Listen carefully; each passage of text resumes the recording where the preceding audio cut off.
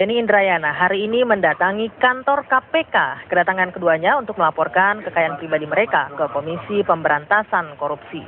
Sebagai penyelenggara negara yang baru dilantik 20 Oktober lalu, Amir Syamsuddin dan Denny Indrayana wajib melaporkan harta kekayaan pribadi mereka ke KPK. Selain melaporkan harta kekayaan pribadi bersama pimpinan KPK, keduanya juga membahas perumusan revisi Undang-Undang Tipikor. Salah satunya dibahas adalah terkait pembangunan pengadilan tipikor di daerah, dan dalam pertemuan bersama KPK ini juga disampaikan tindak lanjut dari Instruksi Presiden nomor 6 tahun 2011 tentang rencana aksi pemberantasan korupsi. Salah satunya tes integritas yang akan diberlakukan kepada 40 kepala lembaga pemasyarakatan mulai besok hingga 3 November mendatang. Pak Busro, Pak, tunggu dulu Pak, kan kabur aja Pak. Ya Mirsa, sekarang sudah bersama saya Mas Denny Indrayana, Wakil Menteri Hukum dan HAM yang baru saja dilantik 20 Oktober lalu. Selamat dulu dari kita. Terima kasih. Nggak terlambat ya Mas ya. Oke Mas, sekarang yang sedang ramai diperbincangkan adalah masalah rencana pemerintah memberikan atau memberlakukan moratorium penghentian sementara remisi bagi tindak pidana korupsi dan juga terorisme. Nah, ini sebenarnya seperti apa rencana penghentian sementaranya dan diatur oleh peraturan seperti apa? Apakah merubah undang-undang yang sudah ada tentang pemasyarakatan atau seperti apa, Mas? Mungkin bisa dijelaskan. Pada sesaat setelah dilantik, saya dengan Menteri Hukum dan HAM berdiskusi intens. Dan kami ingin memberikan sinyal yang kuat atas arahan Bapak Presiden, salah satunya di bidang pemberantasan korupsi. Kita sama-sama paham bahwa filosofi dasar hukum pemberantasan korupsi kita adalah ini kejahatan yang luar biasa. Dan karenanya upaya-upayanya tidak bisa normal. Secara biasa-biasa saja. Harus luar biasa juga penanganannya ya? Harus luar biasa juga. Nah, di samping instruksi Bapak Presiden itu, kami juga mengkaji undang-undang dan kemudian menyerap aspirasi publik, rasa keadilan.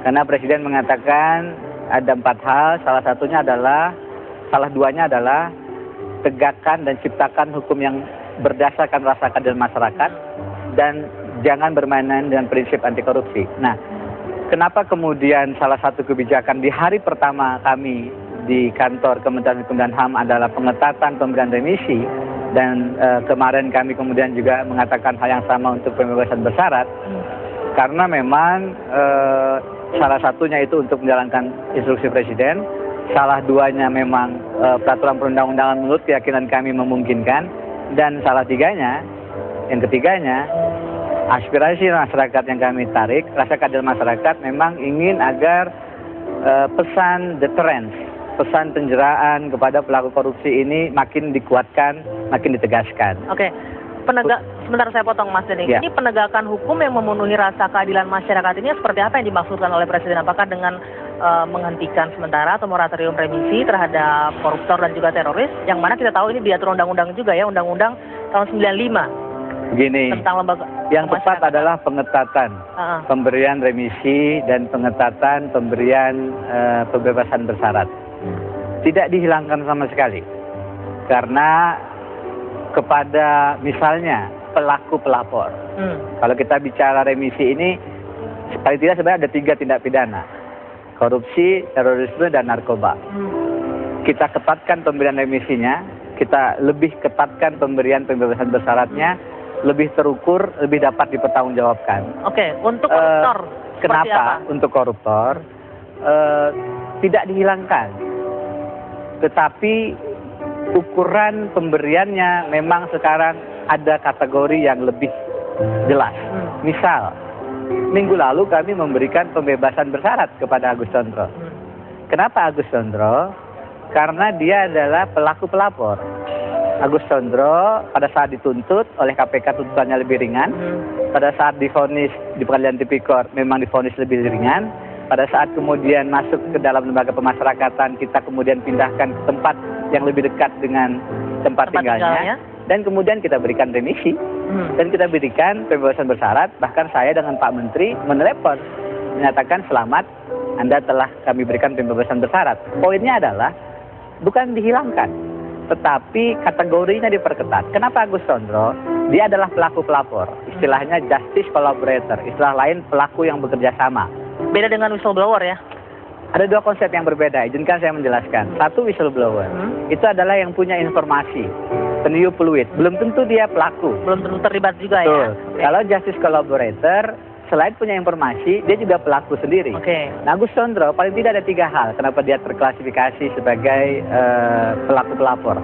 Pertama, informasi yang dia berikan memang akurat, tidak fitnah, bukan bohong. Terbukti informasi itu pada saat dijadikan bukti di pengadilan tipikor memang bisa terbukti dan menjerat pelaku-pelaku yang lain. Yang kedua, dia memang bekerja sama.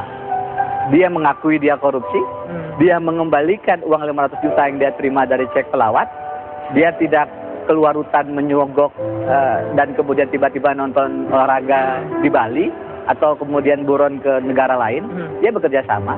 Yang ketiga, Lembaga Perlindungan Saksi dan Korban (LPSK) memang mengklasifikasikan dia sebagai pelaku pelapor. Karena itu untuk terpidana korupsi sejenis ini tetap ada insentif, tetap ada perbedaan perlakuan, tetap remisi dan pembebasan bersyarat diberikan. Itu contoh untuk Agus Sondro. Ya. Tapi spesifikasi secara jelas atau detailnya seperti apa nih? Koruptor yang akan diberikan keringanan pembebasan bersyarat ataupun remisi. Nah, kami selain memberikan bantuan ya, tentu ada kriteria-kriteria lain. Itu yang kemudian tim kajian yang dalam masa kepemimpinan Pak Patris Akbar sudah dibentuk, yang sekarang sudah bekerja.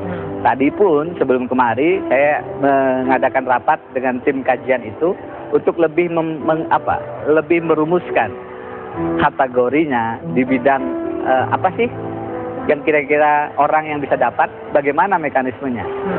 Dan itu sekarang yang sedang dikerjakan, itu yang akan kita sampaikan pada saatnya. Tetapi saya bisa tadi sampaikan, salah satunya bocorannya adalah pelaku pelapor. Oke, nah Mas Denny, terkait hal ini banyak yang mempertanyakan, ini payung hukumnya apa? Apakah harus merevisi undang-undang yang sudah ada atau ada peraturan baru lagi? Kita lanjutkan ini jawabannya usai jeda saat lagi di Apa Kabar Indonesia Malam. Tetaplah bersama kami.